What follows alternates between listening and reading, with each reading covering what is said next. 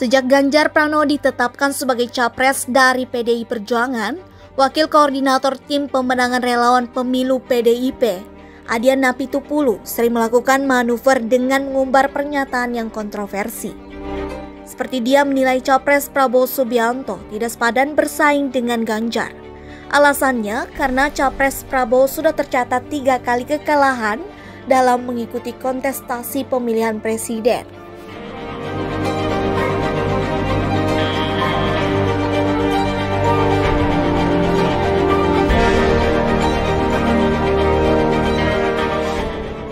Tidak hanya itu saja, bahkan Adian menyebutkan capres Prabowo Subianto bukan lawan seimbang untuk Ganjar.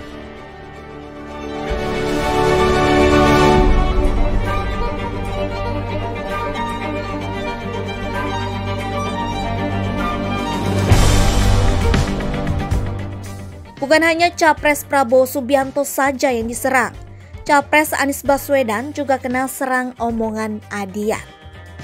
Ini terekam dalam program kontroversi milik stasiun Metro TV.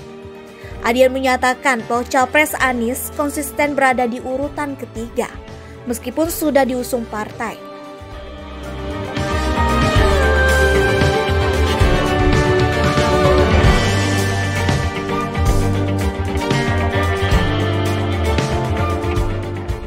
Sindiran keras Adian Napitupulu ini mendapat jawaban dari juru bicara Partai Keadilan Sejahtera atau PKS Muhammad Khalid.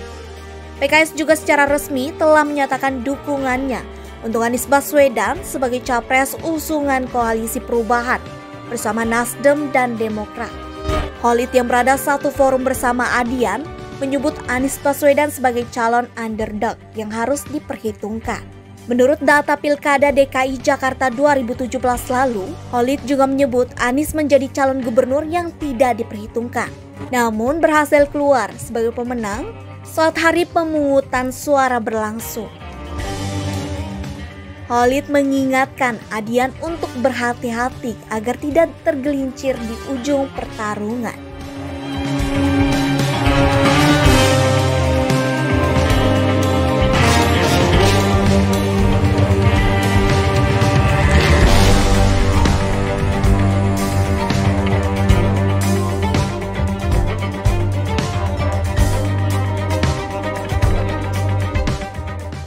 Sikap kritis atau frontal Adian Napitupulu dalam menilai dua capres ini terkesan menimbulkan perdebatan di media sosial dan di program-program televisi. Mungkin saja dengan pernyataan underestimate dari Adian bisa menimbulkan riak-riak perseteruan antara pendukung yang dapat memecah belah pendukung masing-masing di Pilpres 2024. Dalam beberapa tayangan video di media sosial, Adian mulai aktif membuat pernyataan yang kontroversi terhadap rival kandidat Ganjar. Apakah Adian Napitupulu memang dipersiapkan partai sebagai corong kontroversi dalam pertarungan Pilpres 2024? Pasalnya, Adian kini menjabat Wakil Koordinator Tim Pemenangan Relawan Pemilu PDIP, selain menjadi anggota DPR RI. Dampak dan akibat dari pernyataan Adian yang mengolok-ngolok capres Prabowo Subianto dan Anies Baswedan menuai serangan balik. Misalnya, peristiwa Ganjar Pranowo kedapatan menonton video porno beberapa waktu lalu kembali ramai diperbincangkan oleh netizen. Beberapa akun media sosial kembali menyoal kasus ini. Ada sedikit juga yang menyuplik jawaban Ganjar Pranowo saat tampil di podcast Close the Door Deddy Corbuzier. Dalam video podcast Close the Door, Ganjar nampak menjawab enteng pernyataan host Deddy Corbuzier. Mengatakan tidak sengaja menonton dan mencet menekan situs porno dan mengiring. Gitu. Pak Ganjar, ini kok Pak Ganjar nonton film porno? Kalau saya nonton film porno itu salah saya di mana?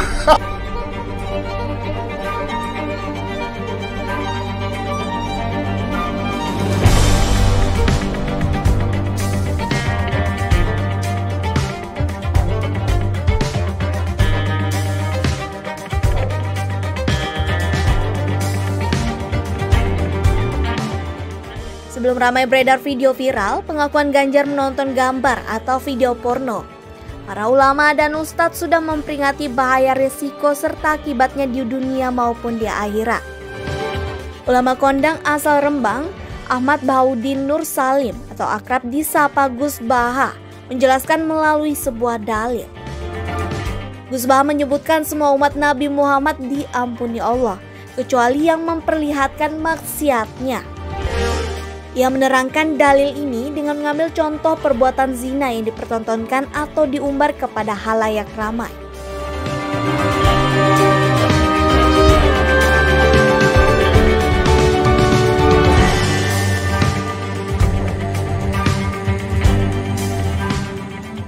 Ulama yang pernah menimba ilmu di pondok pesantren Al-Anwar ini mengambil riwayat pada zaman dahulu.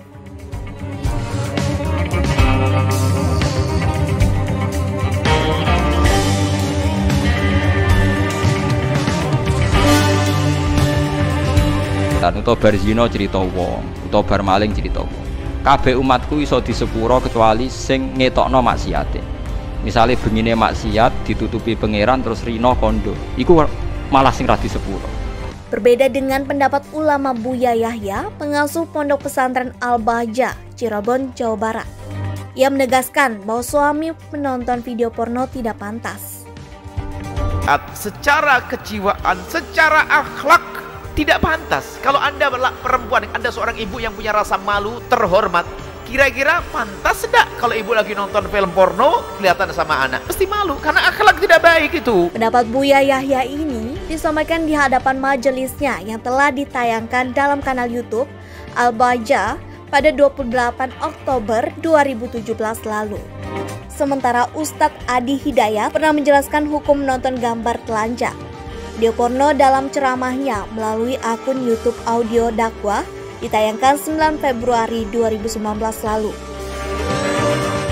Ia menjelaskan berdasarkan kitab dalam Al-Quran surat ke-24 An-Nur ayat ke-30 untuk laki-laki atau pria dan ayat 31 untuk perempuan. Dalam ayat itu disebutkan ulil mu'mina yahudu min abasarihim. Artinya, katakan kepada pria-pria yang merasa beriman kepada Allah, gunakan pandangannya itu untuk melihat yang baik-baik saja. Yaghuddu min absarihim. Katakan pada pria-pria yang merasa beriman kepada Allah, tahan, gunakan pandangannya itu untuk melihat yang baik-baik saja. Adi mencontohkan kata Allah Subhanahu wa taala, lihat yang baik-baik. Ukuran baik itu norma. Allah lihat yang baik-baik, ukuran baiknya norma. Gambar yang tidak baik, yang terbuka aurat, maaf, video-video yang buruk, yang mempertontonkan hal-hal yang, jangankan orang yang punya iman, yang tak beriman pun menganggap itu sebuah hal yang buruk.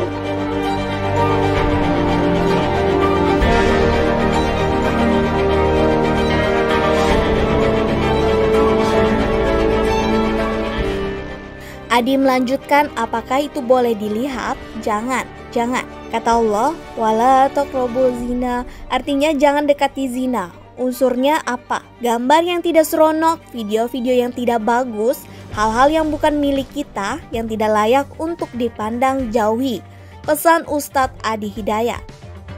Wala taqrabu zina, jangan dekati zina. Unsurnya apa? Gambar yang tidak serono, video-video yang tidak bagus, hal-hal yang bukan milik kita, yang tidak layak untuk dipandang, jauhi. Kebiasaan nonton video porno membawa dampak buruk terhadap kejiwaan seseorang. Hal ini pernah dilakukan penelitian ilmiah di negara Kanada.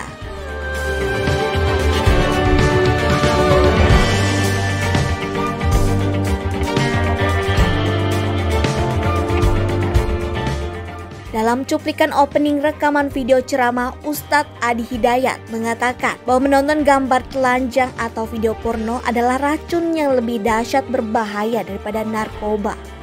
Terbuka aurat, gambar-gambar yang tidak baik, video-video porno, pornografi, porno aksi dan sebagainya. Itu ternyata itu racun yang paling dahsyat dibandingkan dengan narkoba. Dengan pendapat-pendapat para ulama yang menilai menonton video porno lebih banyak mudaratnya dan berdampak buruk. Bagaimana menurut Anda, siapa calon pemimpin yang akan Anda pilih di Pilpres 2024?